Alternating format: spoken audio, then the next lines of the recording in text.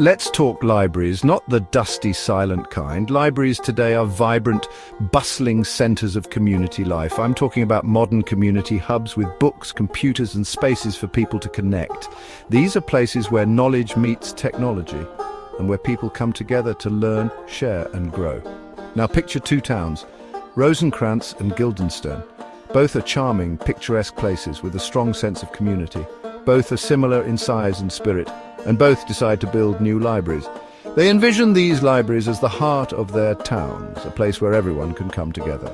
They have the same budget, the same timeline, and the same dream, a beautiful, functional library for their people.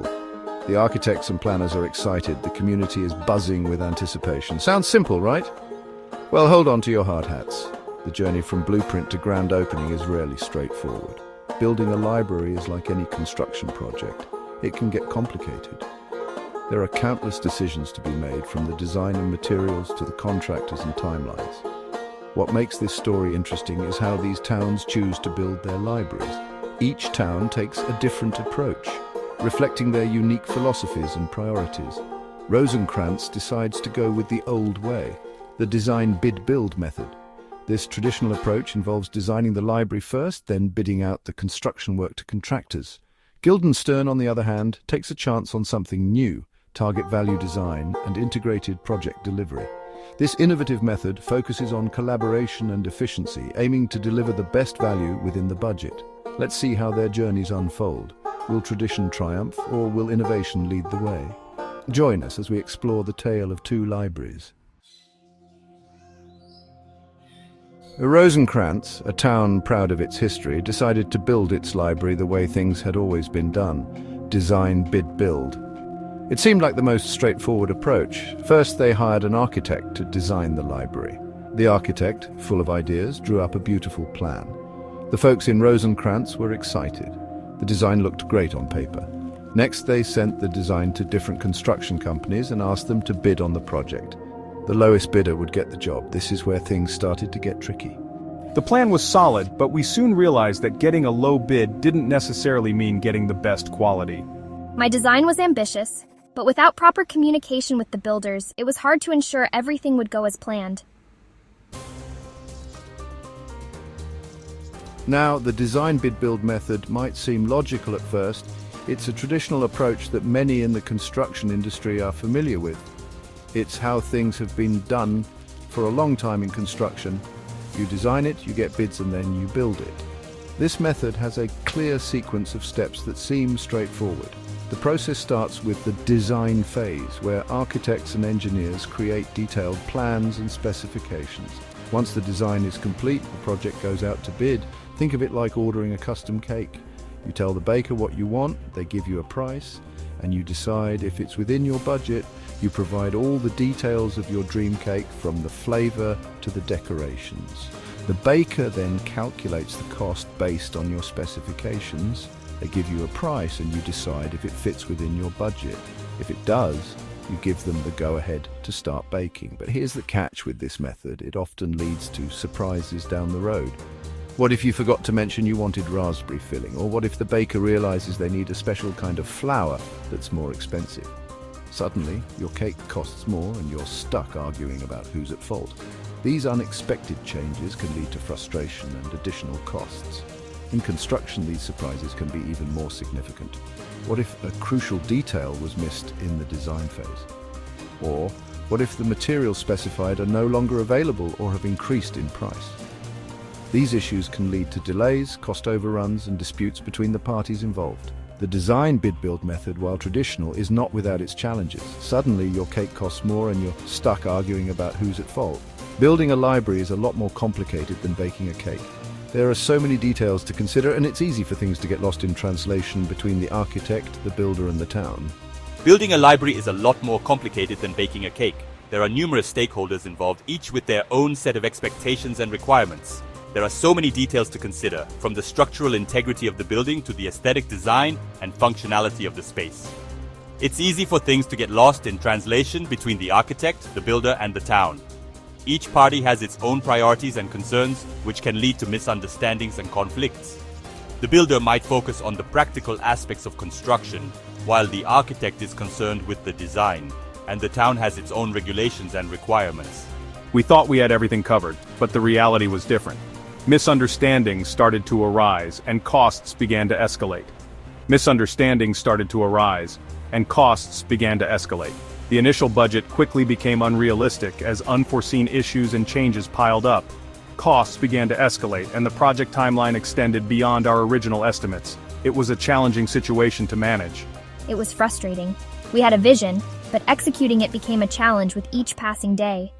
The design bid build method, while familiar, proved to be more complex than we anticipated. We had a vision, but executing it became a challenge with each passing day. The design bid build method, while familiar, proved to be more complex than we anticipated.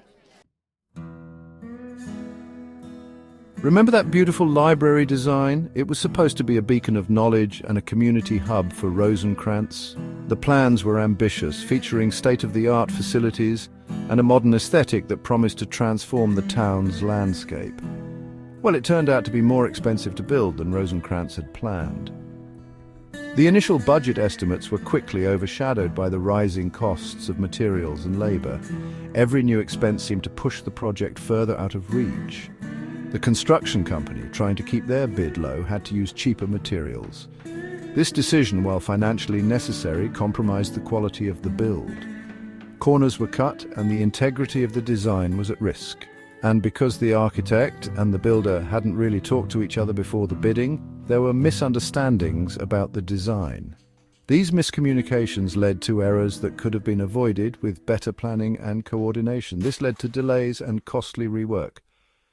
Each mistake required time and money to fix, further straining the already tight budget and pushing the timeline back even more.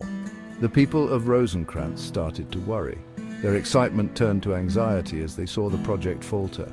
The dream of a new library was slipping away, replaced by the reality of a construction nightmare. Their dream library was becoming a headache. Meetings were held to address the issues, but solutions were hard to come by.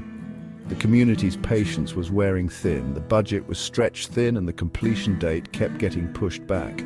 Each delay meant more money spent on temporary fixes and less available for the final touches that would make the library truly special. The lack of early collaboration was a major issue. If only the architect and builder had communicated better from the start, many of these problems could have been avoided. We were constantly trying to fix problems that could have been avoided with better communication. It felt like we were always one step behind, reacting to issues instead of preventing them. We were under immense pressure. The weight of the community's expectations and the mounting costs were taking a toll on everyone involved. The community was counting on us, but things were spiraling out of control. Every setback felt like a personal failure, and the stress was palpable. It was disheartening to see our vision compromised. The beautiful library we had imagined was becoming a distant dream, overshadowed by the practical challenges we faced. We needed to find a way to get back on track, but the obstacles kept mounting. Each day brought new challenges, and it was clear that we needed a new approach to salvage the project and restore hope to the community. Now let's head over to Guildenstern. They had heard about the design bid build method and its potential pitfalls.